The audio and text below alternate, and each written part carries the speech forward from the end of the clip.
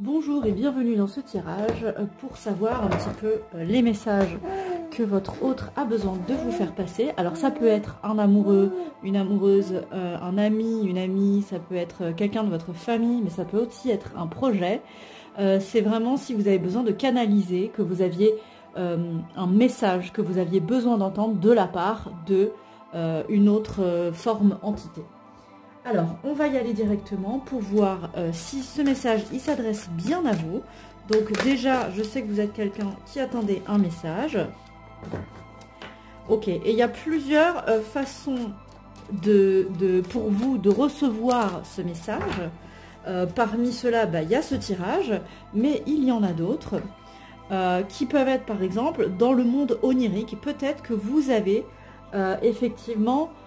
souvent le droit à des réponses via vos rêves, mais aussi via par exemple des flashs qui vous viennent ou bien des synchronicités. Et ce qu'on vous dit aussi, c'est que il y a une dimension temporelle dans la réception des messages. Donc peut-être que ça peut être aussi lié aux heures miroirs, ça peut être aussi lié donc à des synchronicités qui sont liées à quand vous les voyez. Donc c'est-à-dire par exemple, moi comment je fais, c'est je suis en train de penser à un truc, je vois une heure miroir, ah tiens, là c'est que ce à quoi j'étais en train de penser est important, ou bien c'est une confirmation, ou bien c'est ce que j'étais en train de me dire, là il faut vraiment que je le mette en place, ou ce genre de choses. Donc là, c'est un petit peu ce que vous avez l'habitude d'avoir comme message. Et peut-être que là, du coup, vous n'avez pas encore eu de réponse. Mais c'est pas parce que vous ne le recevez pas qu'il ne vient pas à vous. Puisque justement, ce tirage est là pour vous le dire. Et donc, ce tirage est pour vous si vous vous reconnaissez là-dedans. Donc on va un petit peu regarder ce que ce message a à vous dire. Donc là on va un petit peu du coup faire un nouveau tirage. Et donc on y va pour regarder un petit peu, s'il vous plaît, quel est le message qui a besoin de vous dire votre autre. Donc je vais l'appeler votre autre, hein, que ce soit...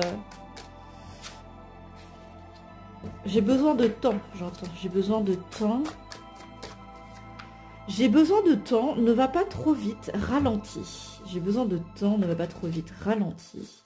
On a un fil rouge. Et puis la notion d'enfermement. Alors, vraiment, j'ai besoin de temps pour me construire. J'ai besoin de temps pour réfléchir. J'ai besoin de temps pour grandir. J'ai besoin de temps.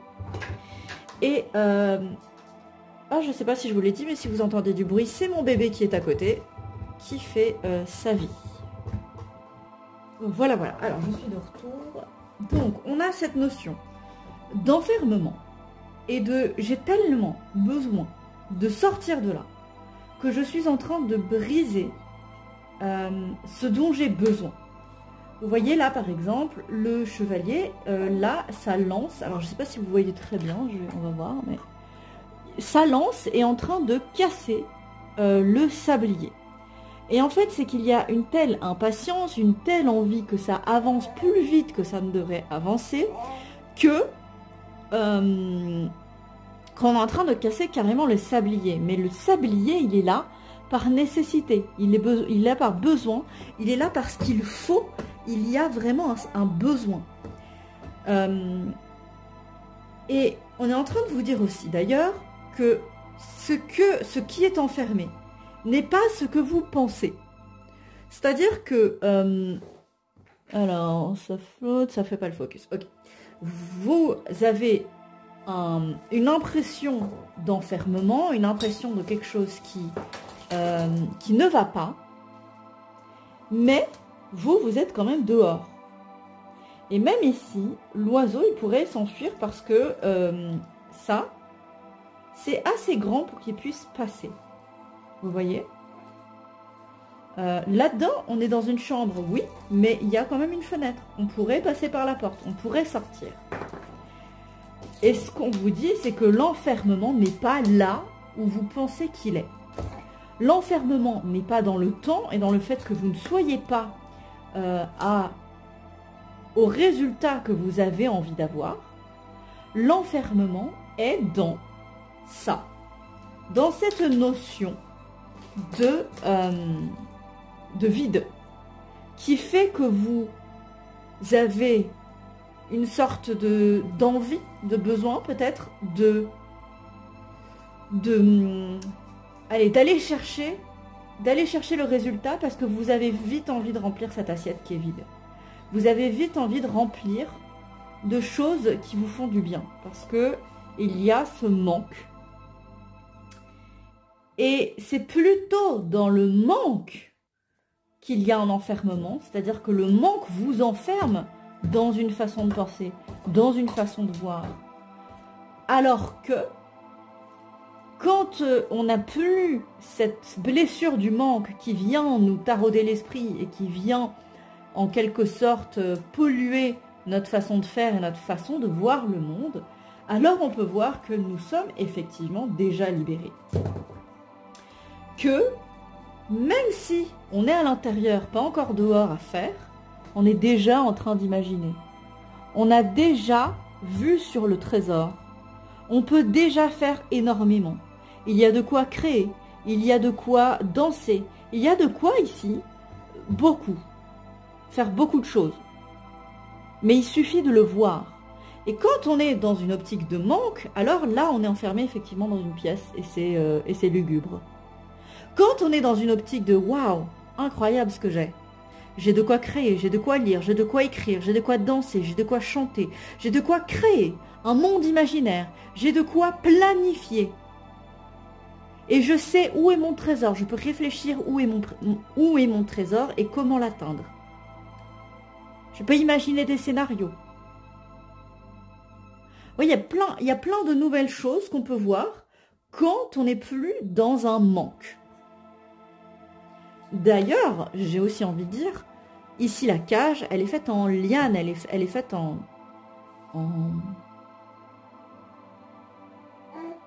plante.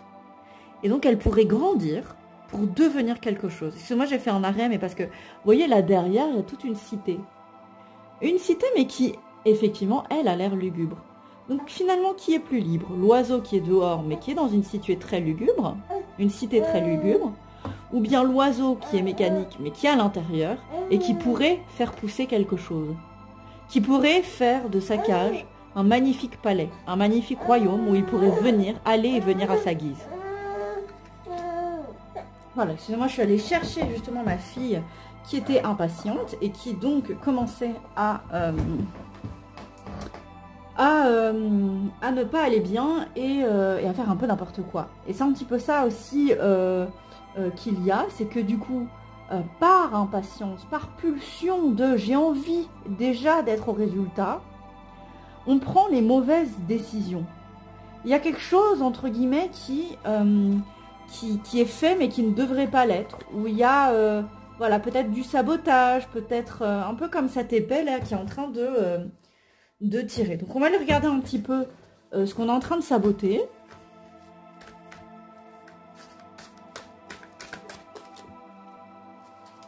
Ok, on va regarder ce qu'on est en train de saboter. Donc on a... Ah, on l'a eu tout à l'heure là. Et on a deux lits là. Enfin, on a un lit et un... Okay. Alors, on est en train de saboter déjà que du coup, on n'est pas en train de se reposer. On n'est pas en train de se reposer l'esprit. Alors que justement, là, ce qu'on a, c'est une occasion de se reposer. Une occasion de prendre des vacances bien méritées. Une occasion d'être dans la rêverie. D'être dans quelque chose de constructif en fait, mais parce qu'on est passif. En fait, là, justement, vous allez pouvoir apporter quelque chose à votre projet, à ce que vous achevez, à la relation que vous essayez de construire, en ne faisant rien. Voilà. En fait, c'est que... J'arrive pas à trouver le mot. On essaye d'être productif. Souvent, on veut être productif, donc on fait. Mais parfois, la chose la plus productive, c'est d'attendre, c'est de ne rien faire. Et ce rien, vous pouvez l'utiliser à vous reposer. Et peut-être que vous faites partie de ces personnes en ce moment qui sont un peu en burn-out, un peu au bout de quelque chose, vraiment dans une situation de santé, qu'elle soit physique, mentale, émotionnelle, énergétique, etc., qui vous demande, vous impose presque du repos, que vous ne prenez pas. C'est ça que vous êtes en train de... Oui, et on l'a dit tout à l'heure. C'est tellement important pour vous de vous reposer parce que vous avez le monde des rêves qui est très actif, justement. Parce que vous avez des confirmations, des messages qui viennent par le monde des rêves, par le monde onirique. On est en train de vous dire là, de rêver, d'aller à votre fenêtre, de regarder la lune, de tricoter des nouveaux rêves, de regarder, de rêver à de nouveaux trésors. C'est ça qu'on est en train de vous dire. Et que là, vous êtes en train de éventuellement ne pas voir et ignorer votre fatigue, alors qu'en fait, votre fatigue, elle est votre plus grand messager, votre plus grand allié. Et oui, il y a aussi une sorte ici d'abondance financière qui est un petit peu sabotée aussi. Alors, il est possible que vous ayez l'impression que ce soit même l'univers qui sabote votre abondance financière. Mais ce qu'on vous dit, c'est aussi que si vous ne prenez pas ce repos, cette abondance, elle ne pourra pas venir. Que aussi le fait de courir après une certaine abondance tue vos rêves. Parce que du coup, vous n'êtes plus dans un champ des possibles. Vous êtes dans des capacités très limitées de qu'est-ce qui est monétairement possible. Qu'est-ce qui peut me rapporter de l'argent? Alors que là, ce qu'on vous dit, c'est rêve grand. Rêve en grand. Imagine que tout est possible. Imagine que tu peux décrocher la lune et que de la lune, tu peux en faire ta pelote de laine et que de ta pelote de laine, tu peux fabriquer ton rêve. Que de ta cage, tu peux en faire un royaume, un château fort, enfin voilà. Vous pouvez construire ce que vous vouliez construire. Alors là, je le prends beaucoup comme si c'était le message d'un projet. Donc peut-être que j'ai beaucoup de gens ici qui viennent en espérant avoir un message de son projet, mais c'est aussi possible que cela vienne aussi d'une relation. Et c'est aussi possible, si c'est de la part d'un projet aussi, que on vous dise voilà, de ne pas engager dans la relation, de laisser les gens venir à vous. De laisser les gens venir à vous et de vous laisser imaginer cette relation telle qu'elle pourrait être. Au lieu d'imposer votre vision, d'imposer votre timing, d'imposer quelque chose qui ne soit pas, qui soit en tout cas en décalage avec votre autre. Et là, c'est un peu ça qu'on vous dit, c'est attends. Attends avant d'envoyer ton message. Attends avant d'aller voir telle ou telle personne pour leur demander de... Attends. Laisse les choses se faire.